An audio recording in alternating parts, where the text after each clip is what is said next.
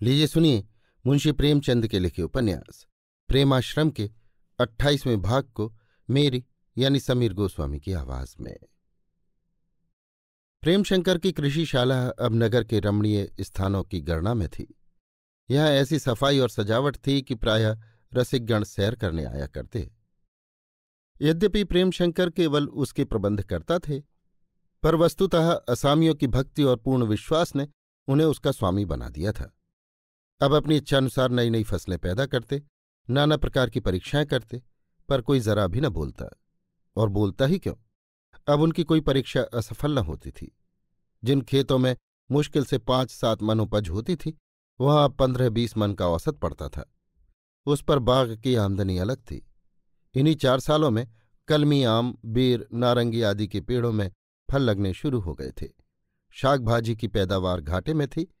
प्रेमशंकर में व्यावसायिक संकीर्णता छू तक न गई थी। जो सज्जन यहां आ जाते उन्हें फूल फलों की डाली अवश्य भेंट की जाती थी। प्रेमशंकर की देखा देखी हाजीपुर वालों ने भी अपने जीवन का कुछ ऐसा डौल कर लिया था कि उनकी सारी आवश्यकताएं उसी बगीचे से पूरी हो जाती थीं। भूमि का 8वां भाग कपास के लिए अलग कर दिया गया था। अन्य प्रांतों से उत्तम बीज मंगाकर बोए गए थे। गांव के लोग स्वयं सूत कात लेते थे और गांव का ही कोरी उसके कपड़े बुन देता था। नाम उसका मस्ता था। पहले वो जुआ खेला करता था और कई बार चोरी में पकड़ा गया था, लेकिन अब अपने श्रम से गांव में भले आदमियों में गिना जाता था। प्रेमशंकर के उद्योग से आसपास के गांवों में भी कपास की खेती होने लगी थी और कितने ही कोरियों और जुलाहों के उजड़े हुए घर आबाद हो गए थे। देहातों के मुकदमेबाज जमींदार और किसान बहुधा इसी जगह ठहरा करते थे। यहां उन्हें ईंधन, शाक भाजी, नमक, तेल के लिए पैसे न खर्च करने पड़ते थे। प्रेमशंकर उनसे खूब बातें करते और उन्हें अपने बगीचे की सैर कराते। साधु संतों का तो मानो अखाड़ा ही था। 2-4 मूर्तियां नित्य ही पड़ी रहती थी। न जाने उस भूमि में क्या बरकत थी, कितनी आतिथ्य सेवा करने पर भी किसी पदार्थ की कमी न थी। हाजीपुर वाले तो उन्हें देवता समझते थे और अपने भाग्य को सराहते थे कि ऐसे पुण्यात्मा ने हमें उबारने के लिए यहाँ निवास किया। उनके सदैव उदार सरल स्वभाव ने मस्ताकोरी के अतिरिक्त गांव के कई कुचरित्र मनुष्यों का उद्धार कर दिया था। भोला अहीर जिसके मारे खलिहान में अनाज न बचता था, दमड़ी पासी जिसका पेशा ही लठैती था, अब गांव के सबसे मेहनती और ईमानदार किसान थे। प्रेमशंकर अक्सर कृषकों की आर्थिक दुरवस्था पर विचार किया करते थे। अन्य अर्थशास्त्रवेत्ताओं की भांति वो कृषकों की फिजूल खर्ची, आलस, अशिक्षा या कृषि विधान से अनभिज्ञता का दोष लगाकर इस प्रश्न को हल न करते थे। वो परोक्ष में कहा करते थे कि मैं कृषकों को शायद ही कोई ऐसी बात बता सकता हूं जिसका उन्हें ज्ञान न हो। परिश्रमी तो इनसे अधिक कोई संसार में न होगा। मितव्ययिता में, आत्मसंयम में, गृह प्रबंध में वे निपुण हैं। उनकी दरिद्रता का उत्तरदायित्व तो उन पर नहीं, बल्कि उन परिस्थितियों पर है जिनके अधीन उनका जीवन व्यतीत होता है। और ये परिस्थिति क्या है? आपस की फूट, स्वार्थपरता और एक ऐसी संस्था का विकास जो उनके पांव की बेड़ी बनी हुई है। लेकिन जरा और विचार कीजिए तो ये तीनों कहानियां एक ही शाखा से फूटी हुई प्रतीत होंगी, और ये वही संस्था है जिसका अस्तित्व कृषकों के रक्त पर अवलंबित है। आपस में विरोध क्यों है? दुरवस्थाओं के कारण, जिनकी इस वर्तमान शासन ने सृष्टि की है। परस्पर प्रेम और विश्वास क्यों नहीं है? इसलिए कि ये शासन इन सद्भावों को अपने लिए घातक समझता है और उन्हें पनपने नहीं देता। इस परस्पर विरोध का सबसे दुखजनक फल क्या है? भूमि का क्रमशः अत्यंत अल्प भागों में विभाजित हो जाना और उसकी लगान की अपरिमित वृद्धि। प्रेमशंकर इस शासन के सुधार को तो मानव शक्ति से परे समझते थे, लेकिन भूमि के बंटवारे का रोकना उन्हें साध्य जान पड़ता था। और यद्यपि किसी आंदोलन में अगुआ बनना उन्हें पसंद न था, किंतु इस विषय में वो इतने उत्सुक थे कि समाचार पत्रों में अपने मंतव्यों को प्रकट करने से न रुक सके। इससे उनका उद्देश्य केवल ये था कि कोई मुझसे अधिक अनुभवशील, कुशल और प्रतिभाशाली व्यक्ति इस प्रश्न को अपने हाथ में ले ले। एक दिन वो कई सहृदय मित्रों के साथ बैठे हुए इसी विषय पर बातचीत कर रहे थे कि एक सज्जन ने कहा, यदि आपका विचार है कि ये प्रथा कानून से बंद की जा सकती है तो आपकी भ्रांति है। इस विषयुक्त पौधे की जड़ें मनुष्य के हृदय में हैं और जब तक इसे हृदय से खोद कर न निकालिएगा ये इसी प्रकार फूलता फलता रहेगा। प्रेमशंकर, कानून में कुछ न कुछ सुधार तो हो ही सकता है। इस पर उन महाशयों ने जोर देकर कहा, कदापि नहीं, बल्कि स्वार्थ प्रत्यक्ष रूप से स्फुटित होने का अवसर न पाकर और भी भयंकर रूप धारण कर लेगा। इस पर एक किसान बंटवारे की दरखास्त करके कचहरी से लौटा था, जो आज यहीं ठहरा हुआ था। बोल उठा, कहूं कुछ न हुई, हम तो आपे लोगन के पीछे पीछे चले थे। जब आपे लोगन में भाई भाई में निबाह नहीं हो सकत है तो हमार कस हुई। आपका नारायण सब कुछ दी है, मुदा आपे अपने भाई से अलग रहा तो। ये उच्छृंखल शब्द प्रेमशंकर के हृदय में तीर के समान चुभ गए।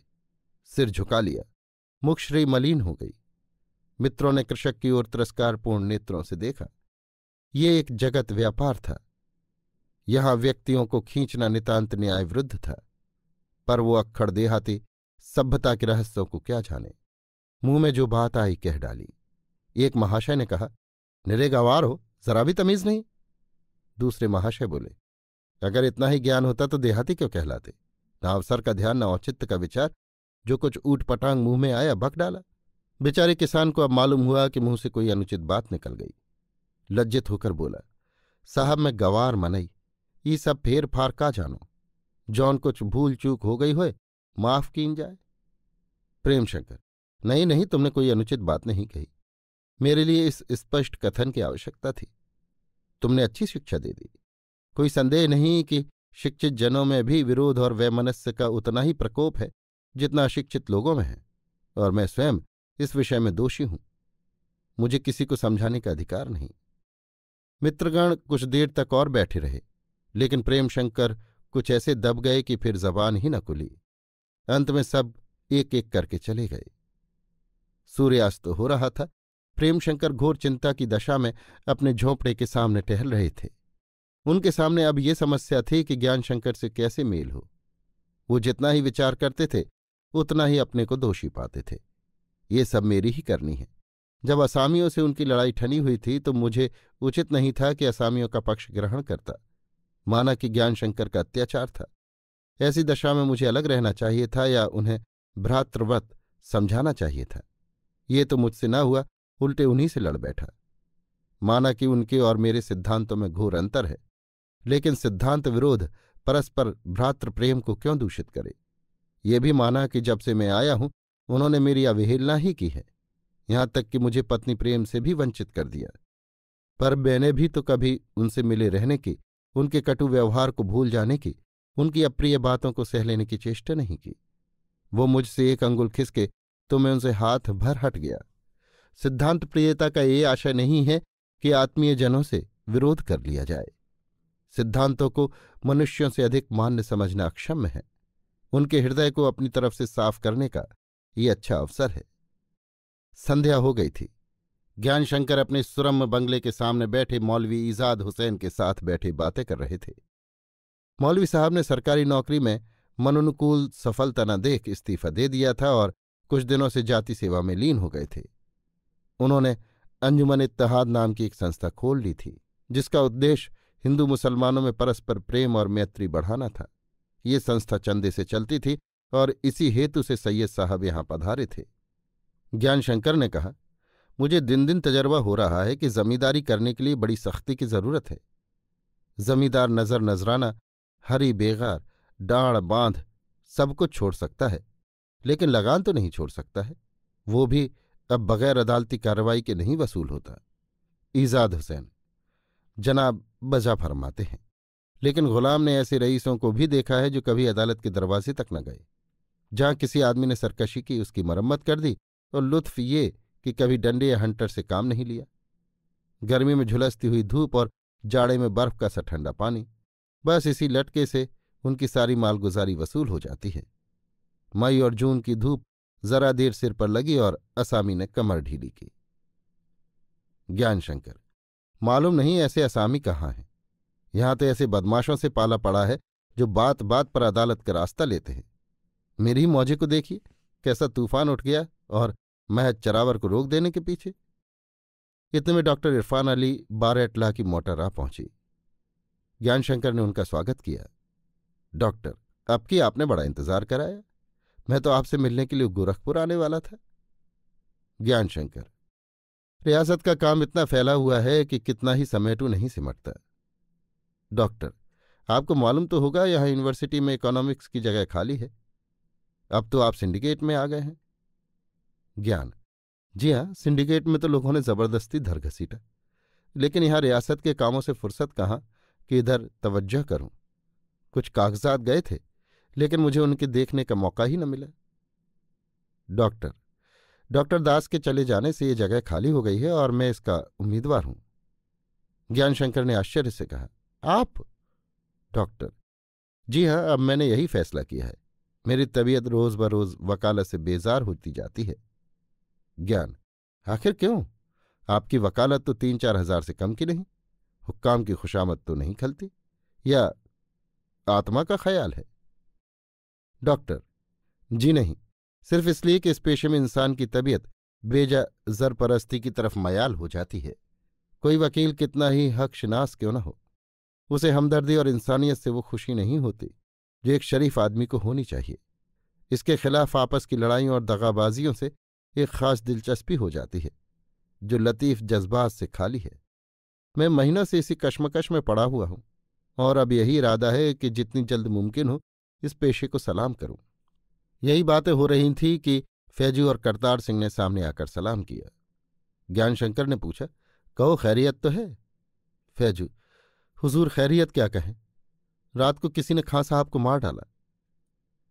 ईजाद हुसैन और इरफान अली चौंक पड़े, लेकिन ज्ञानशंकर लेश मात्र भी विचलित न हुए, मानो उन्हें ये बात पहले ही मालूम थी। बोले, तुम लोग कहाँ थे? कहीं सैर सपाटे करने चल दिए थे या अफीम की पिनक में पड़े हुए थे? फैजू, हुजूर थे तो चौपाल में ही, पर किसी को क्या खबर कि ये वारदात होगी। ज्ञान, क्यों, खबर क्यों न थी? जो आदमी सांप को पैरों से कुचल रहा हो उसे ये मालूम होना चाहिए कि सांप के दांत जहरीले होते हैं। जमींदारी करना सांप को नचाना है। वो सपेरा अनाड़ी है जो सांप को काटने का मौका दे। खैर, कातिल का कुछ पता चला? फैजू, जी हाँ, वही मनोहर अहीर है। उसने सवेरे ही थाने में जाकर इकबाल कर दिया। दोपहर को थानेदार साहब आ गए और तहकीकात कर रहे हैं। खां साहब का तार हुजूर को मिल गया था। जिस दिन खां साहब ने चरावर को रोकने का हुक्म दिया उसी दिन गांव वालों में एका हो गया। खां साहब ने घबराकर हुजूर को तार दिया। मैं 3 बजे तारघर से लौटा तो गांव में मुकदमा लड़ने के लिए चंदे का गुट्टू हो रहा था। रात को ये वारदात हो गई। अकस्मात प्रेमशंकर लाला प्रभाशंकर के साथ आ गए।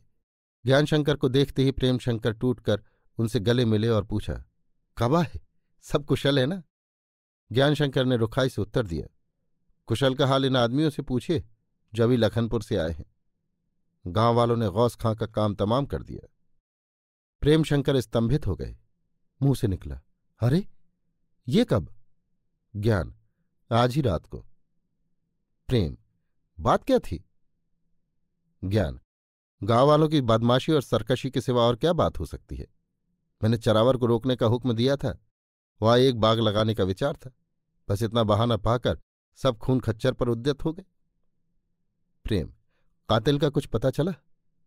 ज्ञान, अभी तो मनोहर ने थाने में जाकर इकबाल किया है। प्रेम, मनोहर तो बड़ा सीधा गंभीर पुरुष है।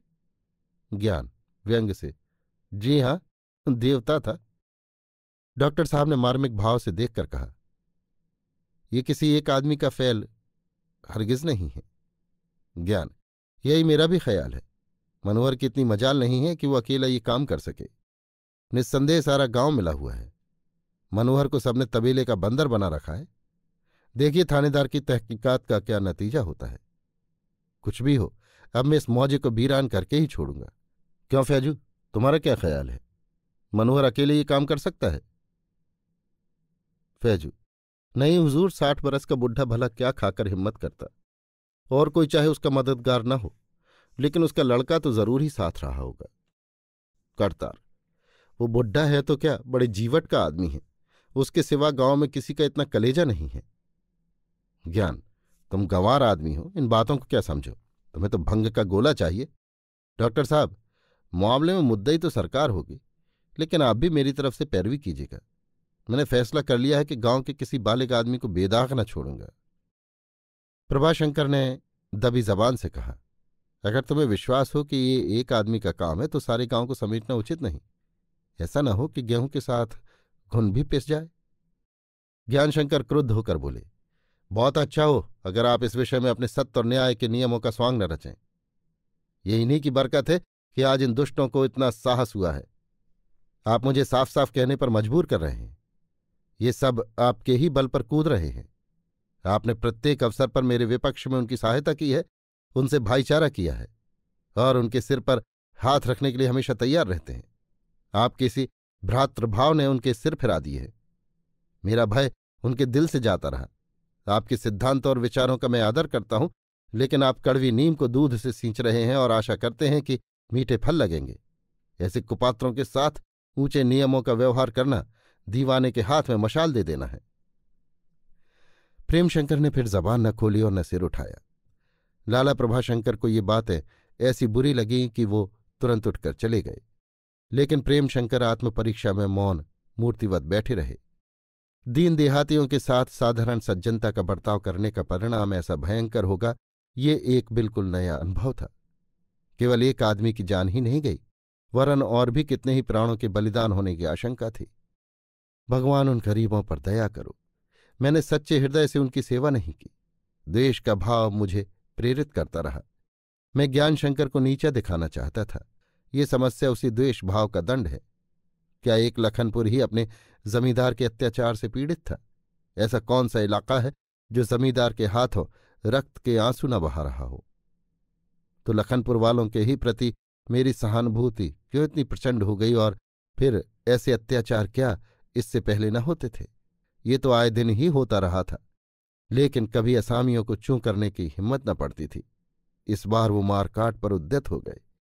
इन शंकाओं का उन्हें एक ही उत्तर मिलता था और वही उस उत्तरदायित्व के भार को और गुरुतर बना देता था। हाय, मैंने कितने प्राणों को अपनी ईर्ष्याग्नि के कुंड में झोंक दिया। अब मेरा कर्तव्य क्या है?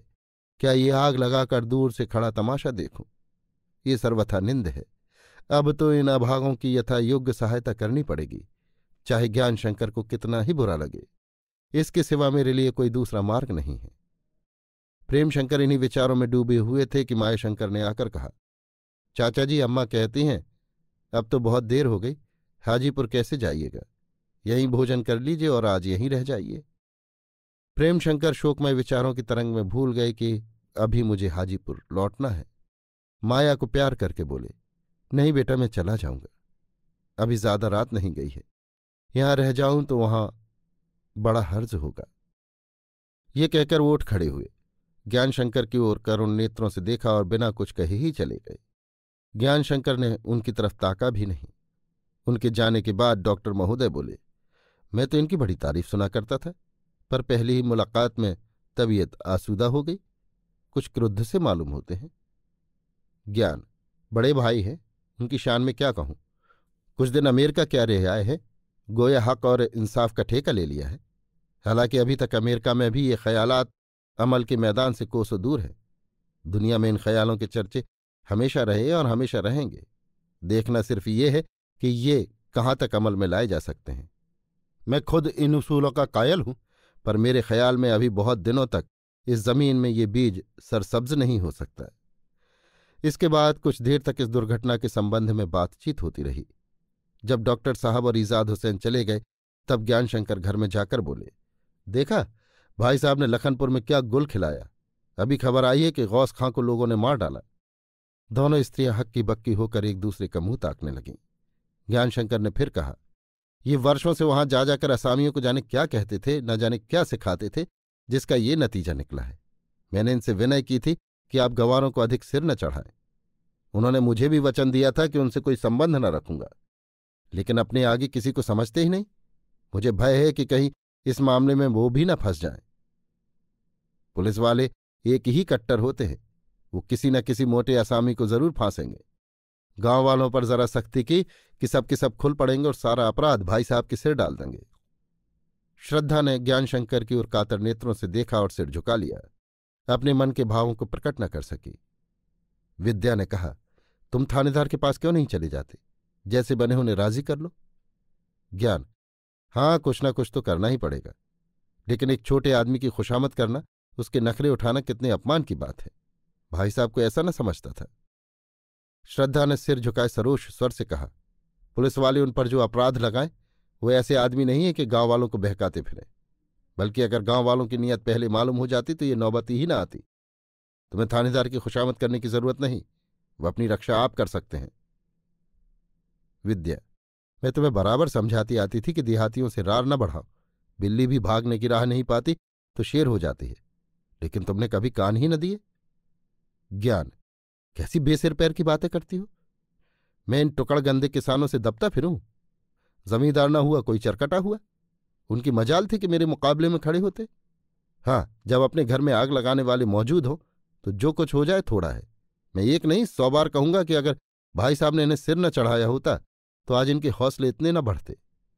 विद्या दबी जबान से, सारा शहर जिसकी पूजा करता है उसे तुम घर में आग लगाने वाला कहते हो। ज्ञान, यही लोक सम्मान तो इन सारे उपद्रवों का कारण है। श्रद्धा और ज्यादा न सुन सकी, उठकर अपने कमरे में चली गई। तब ज्ञान शंकर ने कहा, मुझे तो इनके फंसने में जरा भी संदेह नहीं है। विद्या, तुम अपनी ओर से उनके बचाने में कोई बात उठा न रखना, ये तुम्हारा धर्म है। आगे विधाता ने जो लिखा है वो तो होगा ही। ज्ञान, भाभी की तबीयत का कुछ और ही रंग दिखाई देता है। विद्या, तुम उनका स्वभाव जानते नहीं। वो चाहे दादाजी के साय से भी भागें पर उनके नाम पर जान देती हैं, हृदय से उनकी पूजा करती हैं। ज्ञान, इधर भी चलती हैं उधर भी। विद्या, इधर लोकलाज से चलती हैं, हृदय उधर ही है। ज्ञान, तो फिर मुझे कोई और ही उपाय सोचना पड़ेगा। विद्या, ईश्वर के लिए ऐसी बातें मुझसे न किया करो। अभी आप सुन रहे थे मुंशी प्रेमचंद के लिखे उपन्यास प्रेमाश्रम के 28वें भाग को मेरी यानी समीर गोस्वामी की आवाज में।